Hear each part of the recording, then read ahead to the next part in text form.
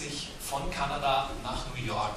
Er wollte eigentlich schon immer schreiben, hat dort aber zunächst mal in Bars, Restaurants und Hotels gejobbt, hat 1989 seinen ersten Roman geschrieben, Cold Eye hieß dieser, war aber nicht der Erfolg, den er sich erwünscht hatte, woraufhin er sich nach eigenen Angaben zum Gitarrespielen zurück nach Kanada gezogen hat.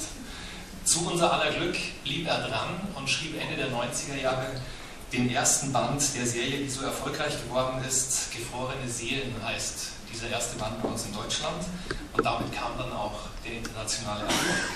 Bei ihm, bei Giles Blunt, spielen zwei Ermittler, ein Ermittlerpaar, immer die Hauptrolle. Einige von Ihnen werden sie sicher auch kennen. John Cardinal und Lise DeLorme. Über die beiden werden wir heute Abend sicher auch noch sprechen. Ja, das war's über Giles Blunt.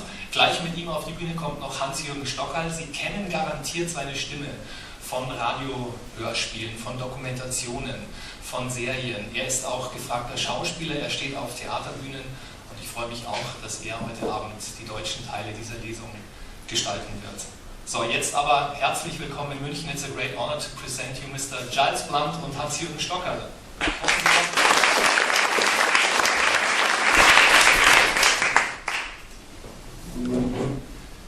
Mr. Blunt, I just told our audience, for us Germans, Canada is a very attractive country, very attractive.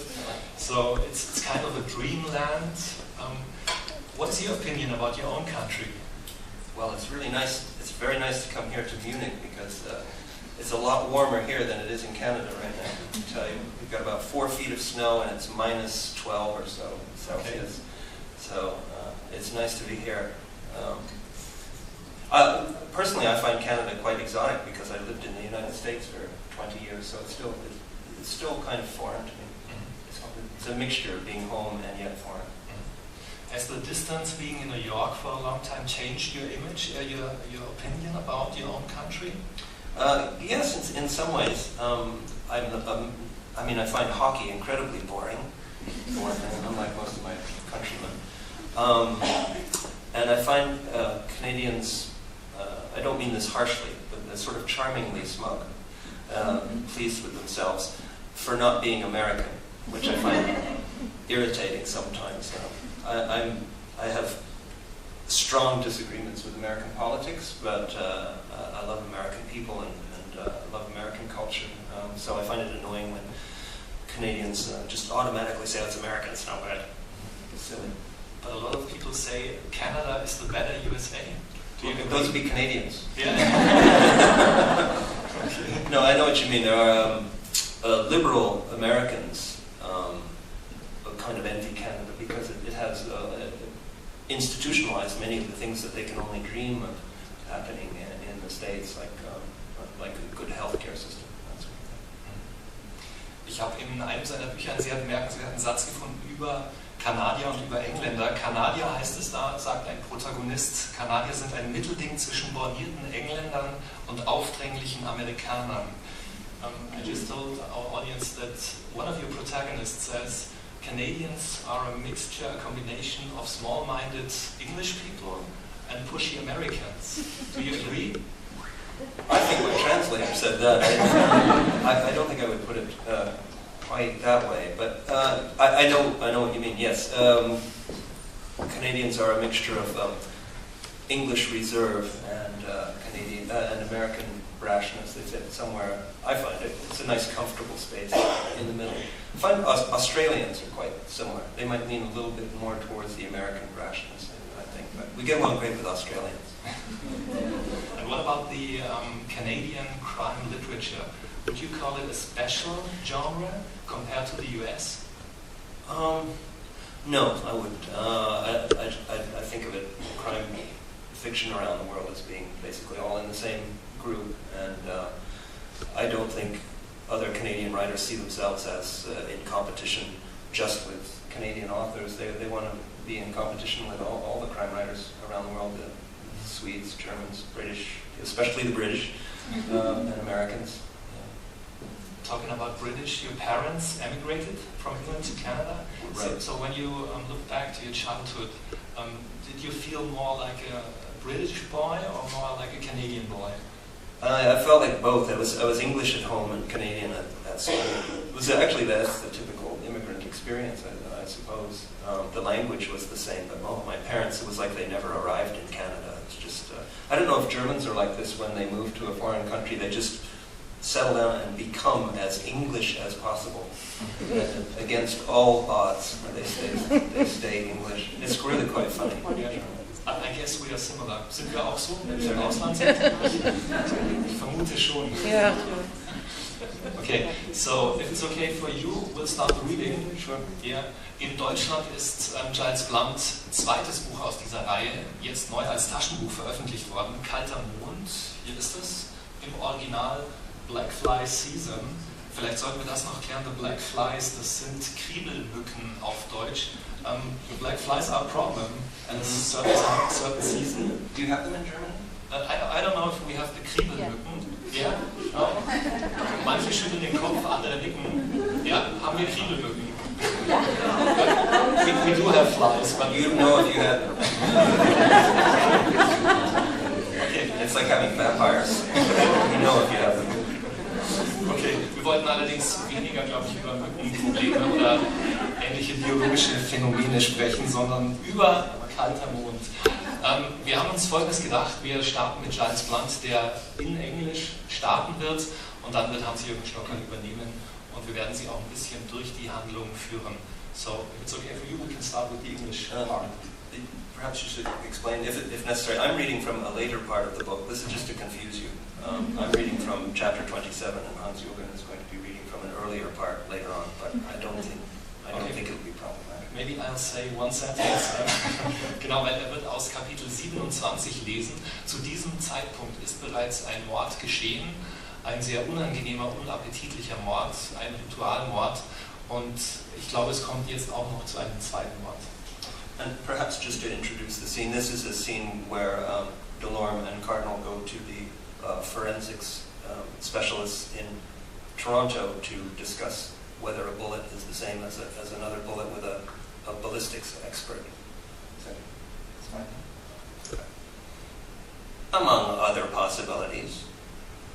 Well, why don't we cut to the chase and just compare it to the bullet they took out of our Jane Doe last week? Can you do that?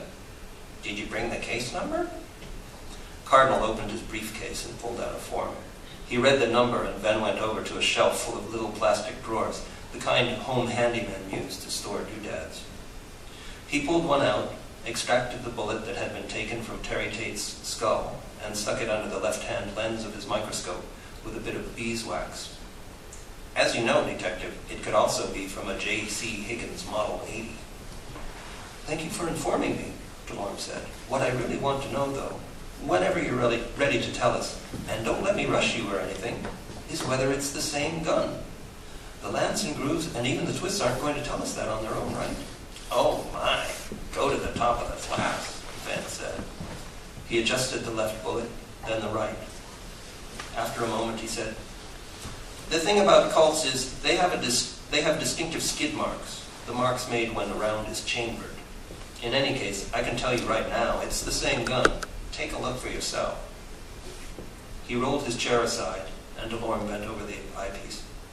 Focus, he said. His damp fingers pressed her hand on the knob. Delorme tweaked it, and the image went from soft to crystal clear. The incisions and scallops in both pieces of lead lined up perfectly. Nice, Delorme said. Very nice. Thank you, Mr. Bennett. Is there anything else I can help you with? No thanks, Delorme said. She couldn't help smiling, even if he was a jerk. I think that's it. Then thank you for using the Center of Forensic Sciences, and you have a wonderful evening. Later, when they were back on Highway 400 heading north, Delorme said, what's with that Venn guy? It's like he studied all his life to be a dork. I don't know what it is what happens to ballistic guys, Cardinal said, but it sure happens fast. That's it. Also wir springen jetzt wieder ein bisschen in den Buch und kommen zu Kapitel 11 und 12. Kenner der Krimimaterie, und ich denke mal, die meisten von Ihnen werden dazu zählen, wissen ja, Maden auf Leichen sind Zeugen, anhand derer man mehr über eine Tat herausfinden kann. Und genau darum geht es im folgenden Kapitel, das uns jetzt Hans-Jürgen Stocker Geh! Ach so, ja, das große Gerücht, sagte Kardinal. Und das ist Ihnen egal? Arsenault knuffte Kardinal in den Arm. Sie meinen, das hat keinen Einfluss auf den Fall? Ich weiß nur so viel über das Gerücht, dass es ein Gerücht ist. Es ist keine Tatsache. Und wir sollten wohl nicht gerade davon reden, wo wir dem Mann gleich gegenüberstehen. Arsenault zuckte dramatisch die Achseln. Er setzte die Sonnenbrille wieder auf und sah nach vorne auf die Straße. Das große Gerücht drehte sich um Angus Gins Interesse an Parasitologie und das Studium von Bandwürmern. In der Stadt flüsterte man sich zu, dass er sich einen Bandwurm als Haustier halte. Natürlich knüpften sich die unvermeidlichen Fragen daran. Wie denn? Um Gottes Willen, wo? Die Antwort lautete, dass Dr. Gin seinen Bandwurm dort hielt, wo Bandwürmer nun einmal leben, in seinem Darm. Er änderte seine Essgewohnheiten oder andere Variablen und studierte die Reaktion des Wurms. Wuchs er langsamer oder schneller? Wurde er dicker oder dünner? Und wie konnte er diese Reaktionen messen? Wie bekam er Zugang zu seinem Versuchsobjekt? Er fastete 2 Tage. Am 3. Tag legte er sich einen Würfel Zucker auf die Zunge. Der Wurm, der die Nähe von Nahrung witterte, arbeitete sich dann den Verdauungstrakt hinauf und erreichte irgendwann die Speiseröhre. Dann passte der Doktor den richtigen Moment ab und zog den Wurm aus seiner Kehle. Kein leichtes, wenn man bedenkt, dass die Kreatur angeblich 1,50 Meter lang war. Und ist Ihnen klar, was ein fähiger Verteidiger gegebenenfalls vor Gericht mit einer solchen Information machen wird? Diesmal behielt Arsenault die Sonnenbrille auf. Er starrte Kardinal an, und es war, als würde man von einer riesigen Fliege beäugt. Er äffte einen Anwalt nach. Dr. Gin, würden Sie dem Gericht wohl verraten? Und pflegen Sie irgendwelche Hobbys? Haben Sie Haustiere? Einen Bandwurm. Verstehe. Und wo halten Sie Ihren kleinen Schatz? In Ihrem Darm. Wie höchst eigenartig. Und stimmt es auch, dass Sie ihm regelmäßig Auslauf gewähren? More about the secrets of this novel? You want to tell a little bit about it? More that happened? Yeah. Oh. Or should they all buy the book? Goes without saying. Well, I don't know how much you've already told them. I guess you told them the opening. They find the girl with red hair who doesn't remember who she is, where she is. Mm-hmm. They discover that she has a bullet in her head. And at first they think it's suicide, and they realize it's murder, and they try to find out who she is. And it was fun for me doing research on that. How do they get more information out of this girl? So she stays in hospital, and they have a neuropsychologist visit her, and he tries to jog her memory various ways, shows her pictures of Algonquin Bay to see if that makes her remember anything. And he has to be very subtle about it, though. He takes pictures of his own kids and says, oh, look, here's my son, kind of thing, because they can't lead people on. And because otherwise, I guess the trick with people who have faulty memories is you can make them think that they remember something that never happened. So part of the art of it is to be very subtle. So, for example, one day he'll come in wearing a different aftershave to see if that jogs her memory, because you know smell is very connected to memory. There's that strand of the story. Who is this girl and why was she shot? The other strand is the part Hans-Jürgen just read. They find the body of a biker drug dealer in very bad condition in the woods, and they want to know who did that to him. And they use the forensic entomologists, of course, and they managed to determine that the two cases are connected through forensic entomology in a very interesting way. One of the interesting aspects for me was researching that with the forensic entomologists. Apparently, they not only can tell you what species a little maggot is, they can narrow it down to the actual father of the fly and the mother of the fly, which is pretty astounding. And I guess the reason they can do that is because if you're in that line of work, you already have a lot of information on the genes and the DNA of the flies in the area. So it only takes them a couple of days, whereas if you find a dead human body, it'll be at least 10 days before DNA gives you any evidence. So that was very interesting to do. And it turns out that this investigation leads them to a very sinister man who calls himself Red Bear and seems to be a shaman, an Indian shaman.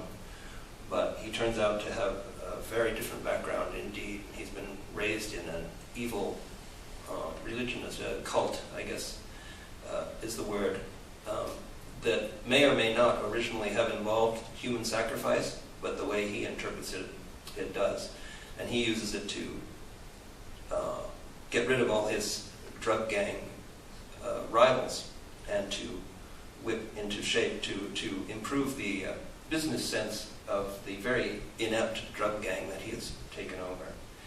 And it becomes a question, he kidnaps someone, and it becomes a question of whether John Cardinal and Delorme can find out who he is and where he is in time to save that person.